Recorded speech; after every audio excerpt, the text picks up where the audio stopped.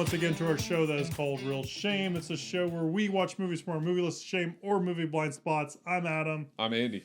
This month we're watching horror films, and this week specifically we're watching horror films from the great land of Oz, not where Dorothy is and the wizard. We're talking about the real place, Oz. And not the prison either. Not the prison either, no.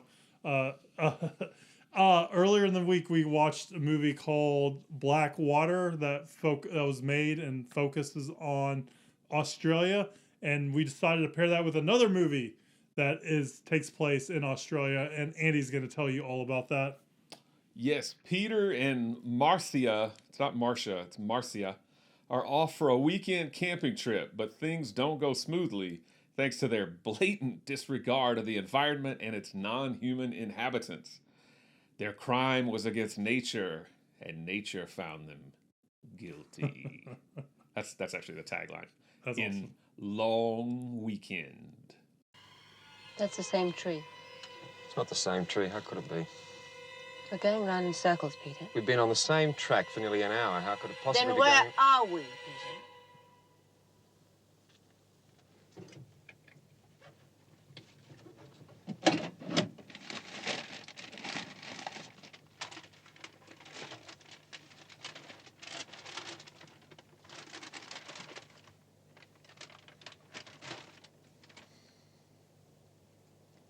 May I offer a suggestion? Let's go back and spend the night at the hotel.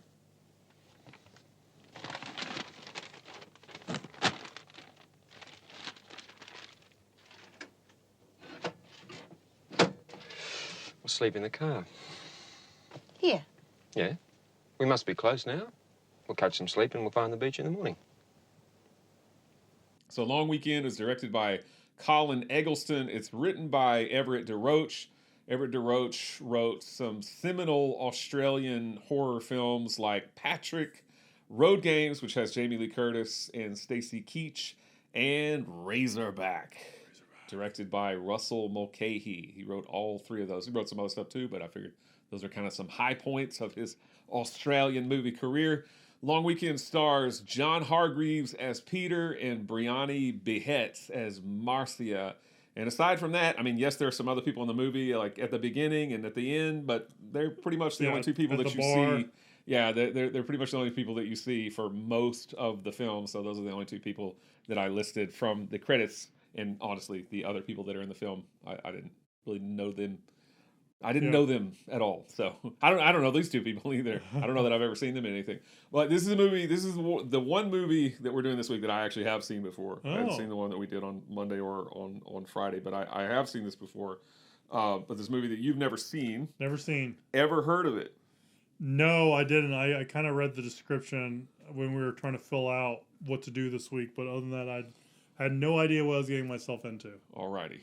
So I will mention this later, but there is a remake of this that came out in 2008, which is the same year that Black Water came out. But I've not seen the remake, but I guess you're not familiar with the remake either. I don't think the remake made any kind of splash whatsoever. I think it just kind of came and went. I didn't know about the remake, I don't think, until I started looking up stuff about this. All right, so you didn't know anything about Long Weekend. No. So I guess you had no real expectations going into it, but give us some thoughts on it.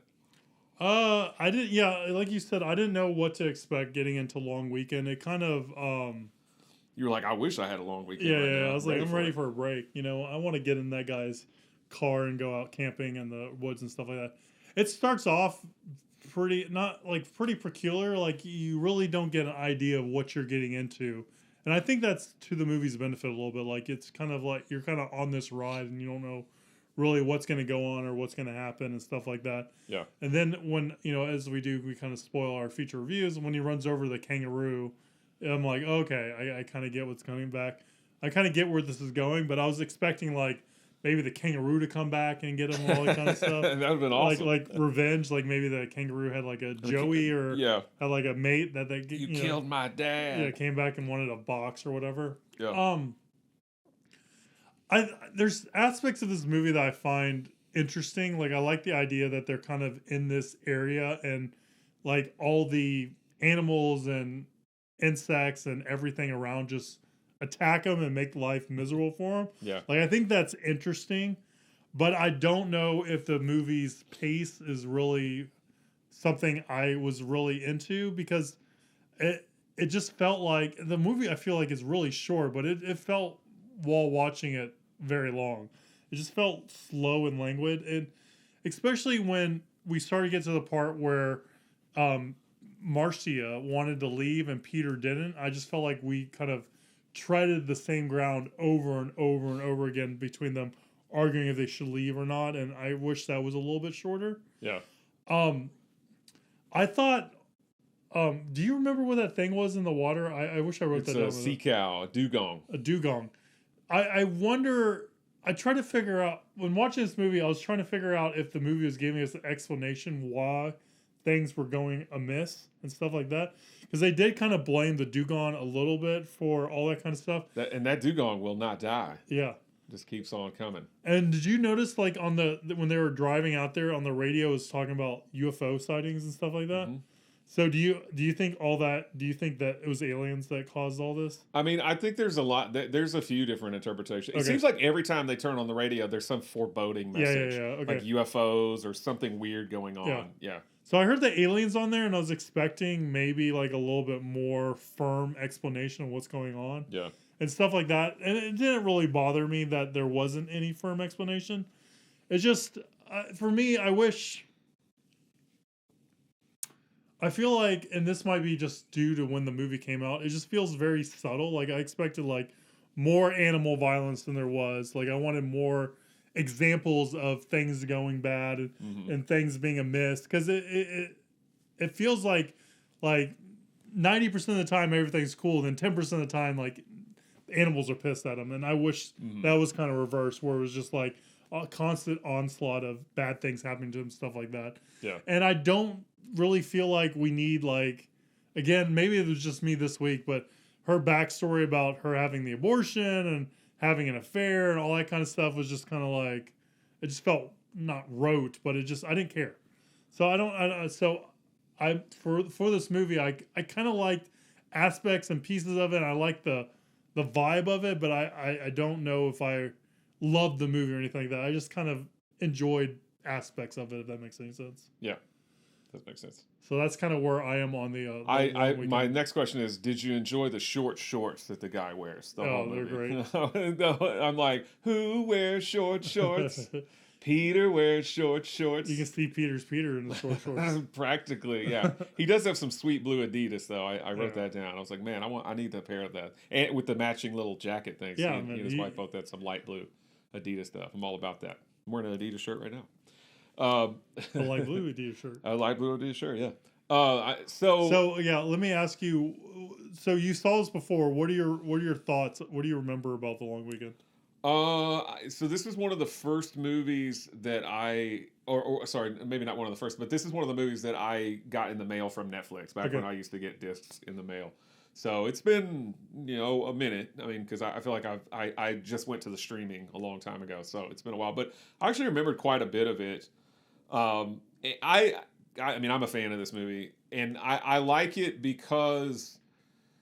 So there's a Twilight Zone episode. We talk about Richard Matheson, how awesome he is, right, and what a great writer he is. And there's a Twilight Zone episode called Nick of Time with William Shatner. So there's more than one Twilight Zone episode with William Shatner. Everybody knows the one Nightmare at 20,000 Feet where he's on the plane, but there's another one called Nick of Time where he and his wife, their car breaks down like in this town, and they end up, while the car's getting repaired, they end up going to this little cafe. I love that one. There's the little fortune telling machine basically that you put in pennies, and it tells your fortune, right? And so.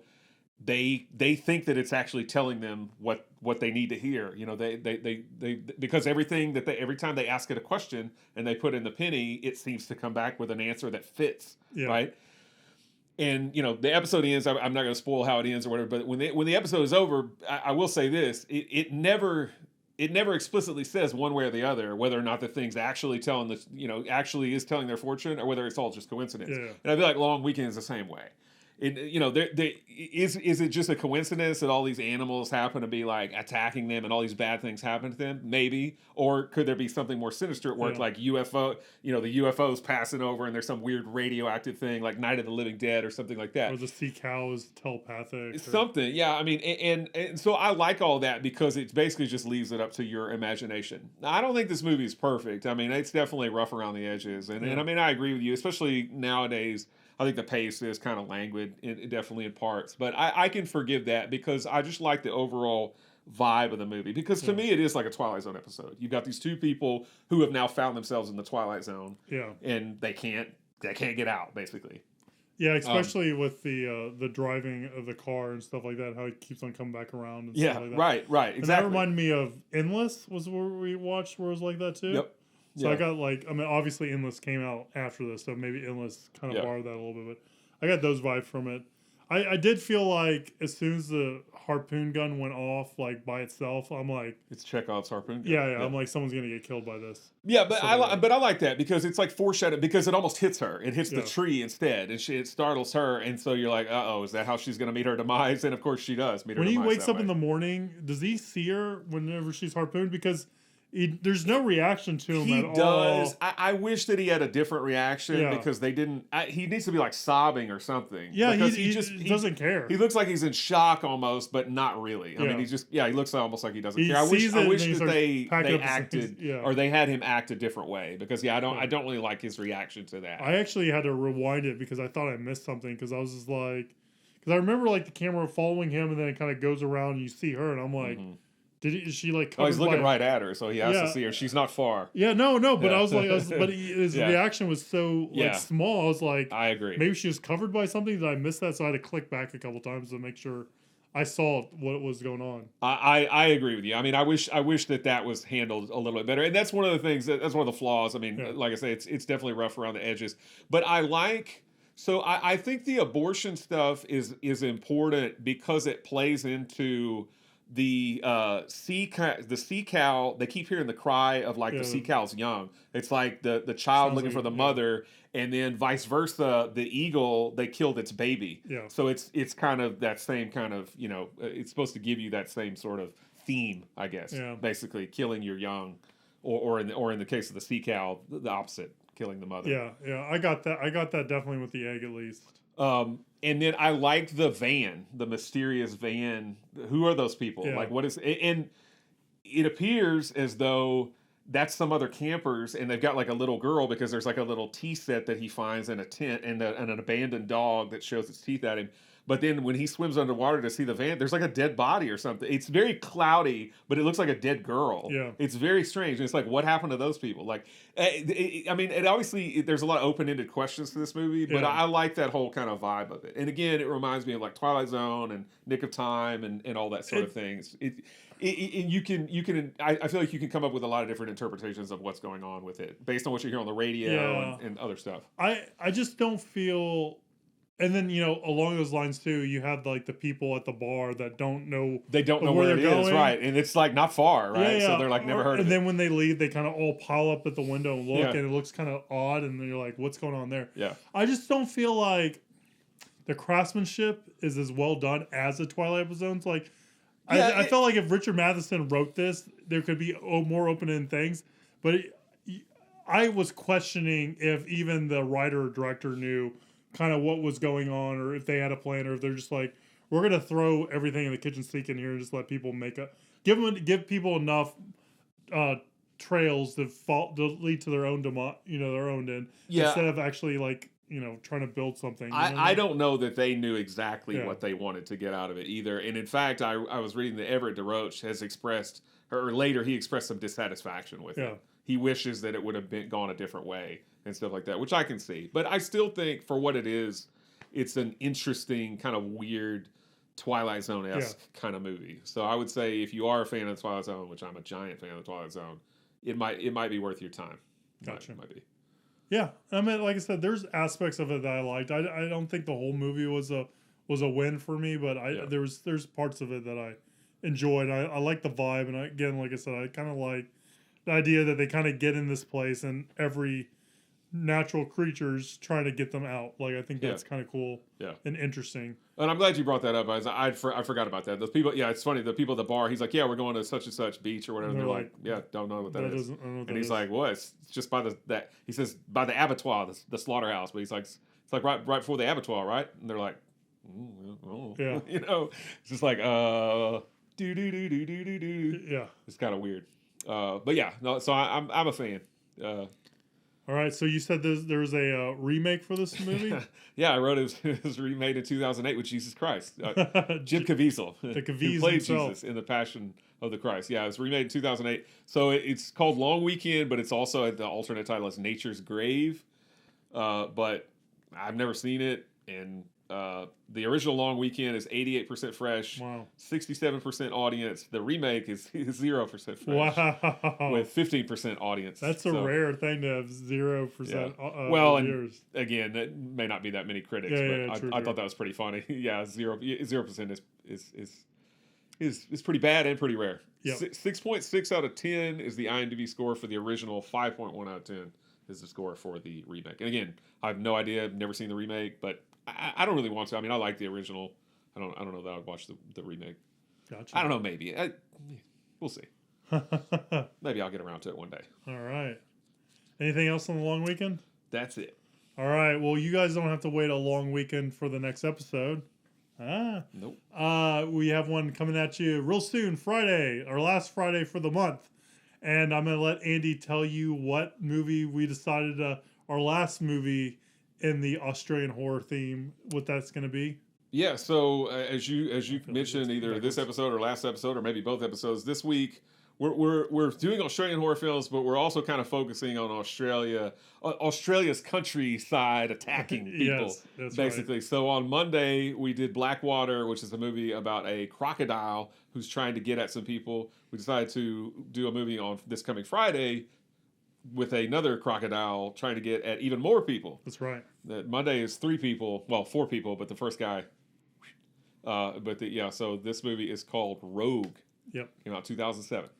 All right. Well, stay tuned for that on Friday, guys. Please like, subscribe, do all that social media stuff. And we'll see you Friday when we find out if that crocodile's gone rogue or not. See you soon. Bye.